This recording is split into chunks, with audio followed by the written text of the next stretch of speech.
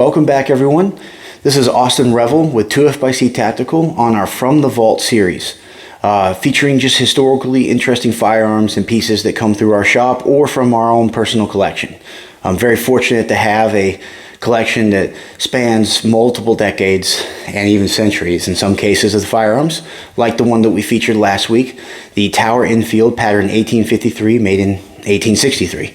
We're very happy to bring some of our own personal collection to show off to you guys, some rare pieces, but we really like to show off the ones that come through the shop and are available.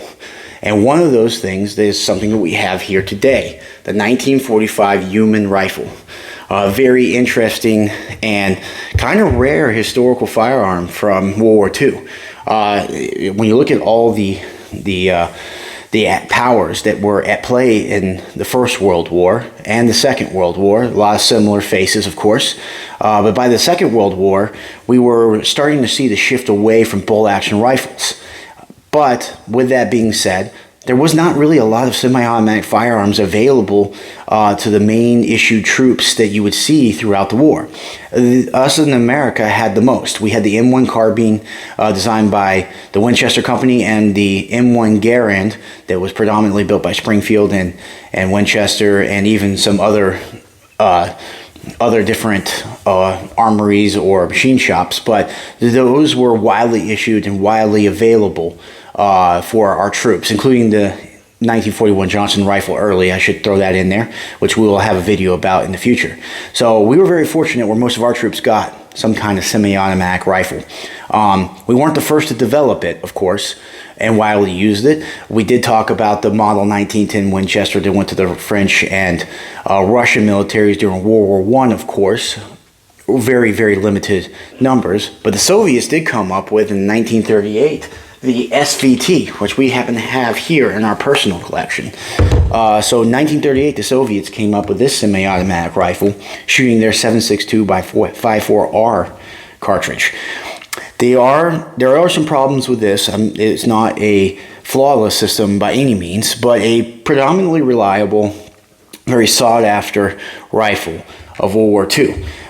But the Soviets, being the Soviets, decided that these were more expensive and harder to make than their Mosin Nagant 1891 pattern 1930 update, which is the predominant rifle that you see. If any of you have seen the movie Enemy at the Gates, they handed out these to every other guy, right, in the Stalingrad scene where it says, one man gets a rifle. When the man in front of you dies, you pick up his rifle and you keep fighting. That is what these were. These were widely available and still widely available to this day. Things like this. So they did not issue their semi-autos out just broadly, quite like the United States. This is also true for the Germans. The Germans made the Gewehr 43, very late to the semi-automatic game. Limited resources. They're getting bombed by the Allies pretty early in Berlin and in their factories. So with their limited resources, they did not really spin up their semi-automatic rifle program until late in the war.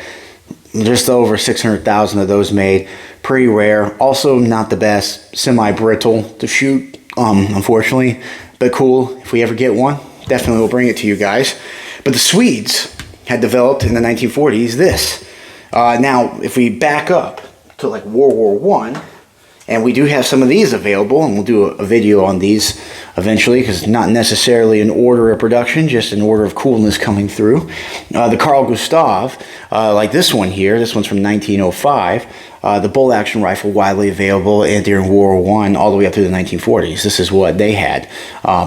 Kind of Gewehr 88 Mauser action rifle that you typically see, even through the Second World War.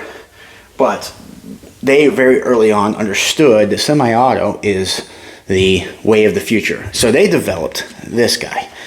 Now this is a direct gas impingement system rifle. In fact, Eugene Stoner was so blown away with the gas impingement system in the Ljungman that he copied it in his AR-15 that would come later. So if you look at the gas tube, there's a lot of similarities between your modern AR variant and this Ljungman rifle. This particular one was made in 1945. They made these all the way up through the 1960s. These were somewhat complicated to make compared to, you know, your typical bolts, but a very reliable rifle chambered in their 6.5 by 55 or 6.5 Swede cartridge. And it does have some interesting features.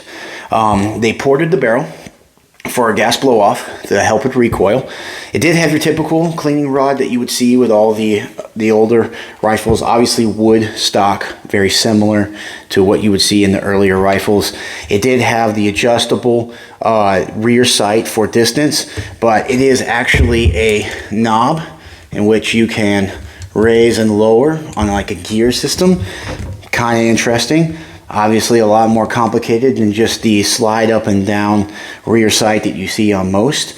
You did have an opportunity to introduce stripper clips and feed your cartridges into the magazine via stripper clip, but this is a detachable magazine rifle.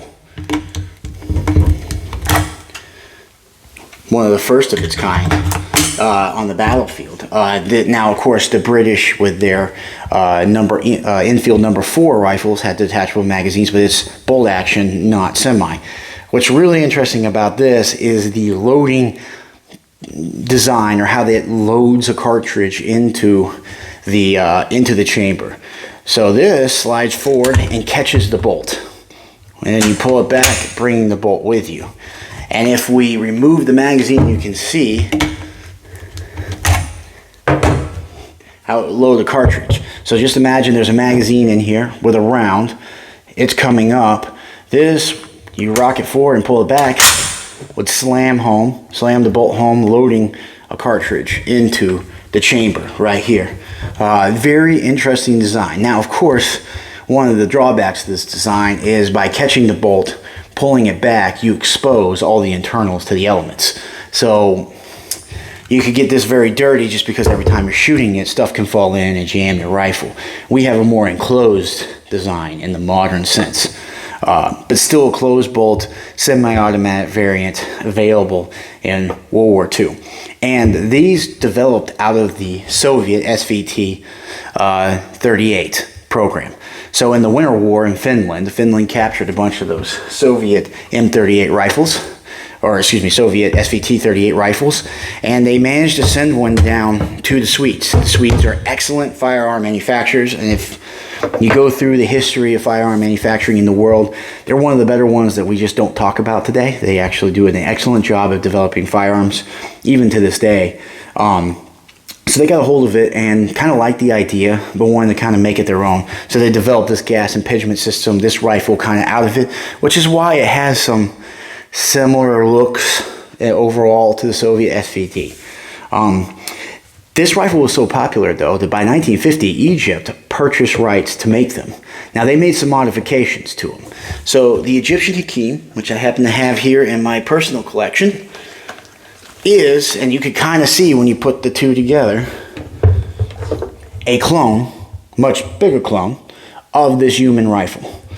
Still same deal, gas impingement system, very much like this. Still got the portable barrel, but they put it on a muzzle brake. It has a adjustable gas block here, in which you can adjust your gas system. It has a more simple, traditional rear sight that is just a manually operated instead of a gear operated windage adjustment. Still the same rocking motion to load cartridges into the chamber, very similar to the Ljungman. You could introduce stripper clips and stripper clip feed into your magazine, just like the Ljungman. Now, one of the major changes was this is an 8mm Mauser or 7.92 cartridge versus the 6.5. There's a lot, you got to think post-World War II, right? There's a lot of 8mm Mauser running around. The Germans and the Axis powers made it in bunches. a lot of surplus rounds available. You could get it very cheap. I know for us in today's world, it's gotten a very expensive round to acquire, but back then, the German rifles of World War II pretty much featured 8mm Mauser exclusively, including the Gewehr 43, the MG-42, and the K98. So with all that available, they chambered it in a more common caliber that they could get with ease, and everyone was making still. So that's kind of the upscale size of this versus this. But very cool to see the sister, if you will, that came out of the Ljungman. But the Swedish, were one of only 4, when you think about it, nations to have semi-automatic weapons available predominantly during World War II. And like I said, these would be produced all the way up to the 1960s. Now, it was replaced by the AT-3, which is an HK G3 clone, a more modern battle rifle that you and I would see today, featuring that kind of AR style look to it in some ways, with the swooping magazine, easy detachable magazine, selector switches that HK would come up with their G3 program, and it was copied with a set-me and all post that. As far as the Hakim goes, that would be again developed all the way up to the 1960s, but replaced by the Egyptian Mahdi, which is the AK-47 variant that they still use to this day, that we would see be the replacement for that particular rifle as we moved away from the wood and heavy designs. These are not light rifles by any means, to the more modern intermediate cartridge or lightweight designs that you see in modern militaries today. But I mean, again, put yourself in the shoes of a soldier in 1943, 1944, 1945. You had tremendous advantage in firepower over your enemy, most likely, with something like this. But that is the Swedish Ljungman rifle, a very cool piece. And this is a gorgeous example of one that has come through the shop. We have more coming to you here in the next couple of weeks. So we can't wait to share some of the historical pieces that have walked through our doors. We look forward to seeing you. We'll hope you like, comment, and subscribe. And check us out on our website and Facebook, or even just come and visit us. That would be awesome to see you. Anyway, till next time, we'll see you then.